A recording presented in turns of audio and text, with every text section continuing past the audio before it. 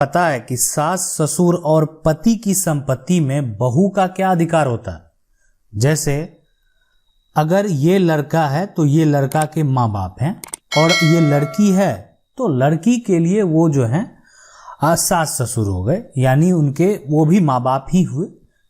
लेकिन अगर बात करें संपत्ति में अधिकार की, तो जो ये बहू है, घर की एक बहू जो होती है, मतलब अगर देखा जाए तो उनका सास ससुर और पति की संपत्ति में क्या अधिकार होता है। तो आज जो डिस्कस करने वाले हैं, जो टॉपिक पे बात करने वाले हैं, वही है कि legal right of daughter in law in property, कि डॉटर इन लॉ जो है उनका प्रॉपर्टी में क्या राइट है।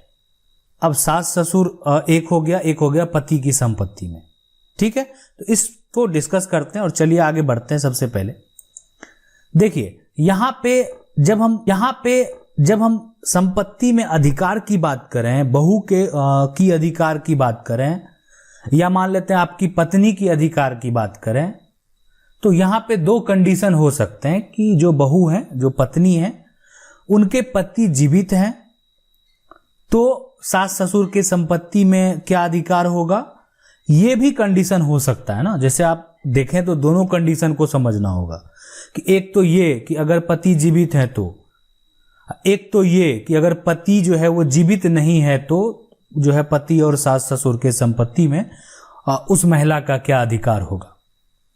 तो दोनों राइट की बात जो है यहां पे करने वाले हैं। तो चलिए आगे बढ़ते हैं। सबसे पहला जो सवाल है, पहले उसको देखते हैं। पहला जो सवाल है कि यदि पति जीवित हैं तो पति और सास ससुर के संपत्ति में पत्नी बहू का क्या अधिकार होगा, उसको समझने का प्रयास करेंगे। तो अगर इस दुनिया में नहीं है, ठीक है, और ये जो है ना, जो इनके पति हैं, ठीक है, इनके पति अगर मान लेते हैं अभी फिलहाल जीवित हैं, है ना, ये जो सवाल है वो जीवित हैं, तो इस केस में होगा क्या।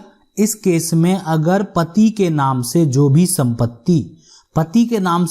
संपत्ति होगा, मान लेते हैं खरीदा हुआ संपत्ति हो या जो भी संपत्ति हो, तो अगर पति के नाम से पति के कमाई से, है ना, कमाई से खरीदा हुआ संपत्ति है, तो पत्नी का उस पे जो है कोई भी अधिकार नहीं होगा। मतलब इस पे पत्नी का कोई अधिकार नहीं होगा, इसलिए कि ये संपत्ति पति का जो है ना अपना खुद से कमाई से खरीदा हुआ प्रॉपर्टी है। तो यहाँ पे पत्नी का जो है पति के संपत्ति पर कोई भी अधिकार नहीं होगा। लेकिन ये नहीं है कि अब जो है कोई अधिकार नहीं है तो यहाँ पे उस केस में, हाँ, लेकिन अगर संपत्ति जो है पैतृक है, पूर्वज है, तो जो पत्नी है, जो उनके बच्चे हैं, जो उनके वंशज हैं, उनको अधिकार मिलेगा। यहाँ पे जो उनके वंशज होंगे उनको अधिकार मिलेगा।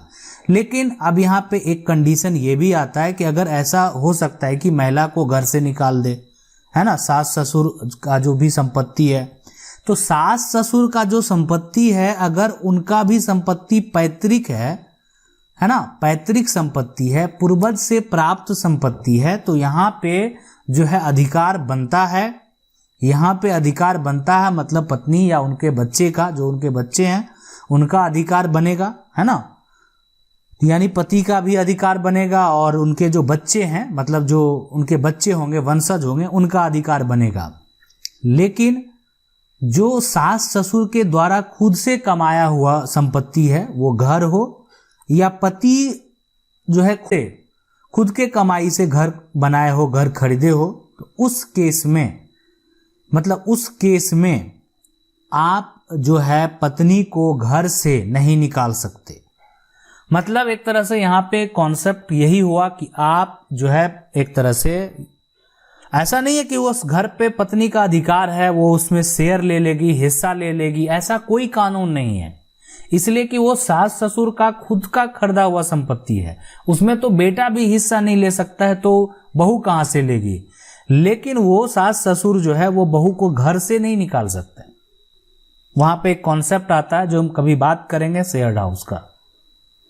तो बेटा भी अगर घर में है, अगर वो चाहेंगे कि पत्नी को ऐसे निकाल दे, बिल्कुल नहीं, बिना तलाक के आप उसको घर से नहीं निकाल सकते हैं। तलाक देने के बाद जो है, अगर जो भी मेंटेनेंस तय होता है या कोई परमानेंट मेंटेनेंस तय होता है, वो करना है वो करने के बाद ही आप उसको घर से निकाल सकते हैं। तो बहुत सारे कंडीशन होते हैं, वहां तक नहीं जाना। लेकिन अगर यहाँ पे एक तरह से हक की बात करें तो कोई भी जो पत्नी है वो पति के संपत्ति में, मान लेते हैं अगर पत्नी के द्वारा भी पैसा दिया जाता है संपत्ति खरीदने में और उसका प्रूफ हो, तो उस केस में पति, अगर पति के नाम से क्यों ना संपत्ति हो, अगर पत्नी पैसा दी है और ये प्रूफ हो जाता है कि पत्नी के अकाउंट के द्वारा या ईएमआई दिया गया, बहुत तरह की ऐसी चीजें, अगर पत्नी के द्वारा दिया गया तो पत्नी का भी वहां पे शेयर बनता है और जो है पत्नी कानूनी तरीके से उसको हासिल कर सकती है अगर वो पति के नाम पे है। अगर हम जो बात कर रहे हैं ये सारा कंडीशन जो है ये तब है लागू होता है जब पति भी जीवित है। अगर संपत्ति पैतृक है, पूर्वज से प्राप्त संपत्ति है और महिला के 2 बच्चे हैं, ठीक है, महिला के अगर 2 बच्चे हैं तो ये दोनों बच्चों का जो संपत्ति में हक होगा वो जो है मिलेगा यहाँ पे। अगर वो बच्चे महिला के फेवर में हैं, है ना, महिला के पक्ष में हैं, तो उस केस में जो भी जो एक तरह से कानूनी तरीके से जो पैतृक संपत्ति है उसमें वो महिला के बच्चे चाहेंगे तो हक ले सकते हैं।